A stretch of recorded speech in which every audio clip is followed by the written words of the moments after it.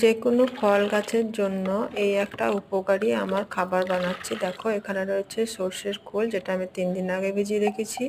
এই বালতির মধ্যে রয়েছে পেঁয়াজ রসুনের খোসা, যেটা আমি 1 দিন আগে থেকে ভিজিয়ে রেখেছি। আর এখানে রয়েছে কলার খোসা ভেজানো জল, এটাও আমি 2 দিন আগের থেকে ভিজিয়ে রেখেছি। তো এই সমস্ত জলগুলো আমি একসাথে মিশিয়ে নিয়ে একটা তরল লিকুইড খাবার বানিয়ে নেব, ঠিক এইভাবে।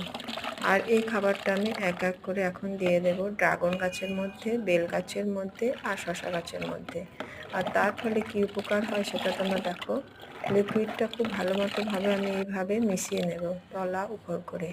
আর এইভাবে ড্রাগন গাছের গোড়া ছেড়ে একটু সাইডে, 4 সাইডে আমি দিয়ে দেব। আর 7 দিন পরে এই গাছগুলো কেমন অবস্থা আছে সেটাও তোমরা দেখো।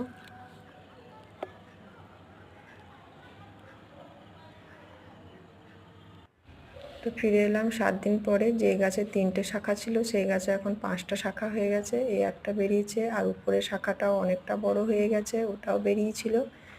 আর তারপর ওই গাছটার মধ্যেও দেখো 2টো ডালে, 2টো ডগাতে 2টো শাখা বেরিয়ে এসছে। আর এইদিকে বেল গাছগুলো কত সুন্দর হয়েছে দেখো, পাতা, নতুন পাতা গজিয়েছে। আর শশা গাছেও আমার 2টো ভালো শশা গজিয়েছে। তো এইভাবে তোমরা যে কোনো ফল গাছের মধ্যে এই লিকুইডটা ব্যবহার করে দেখতে পারো, আমার মনে হয় খুব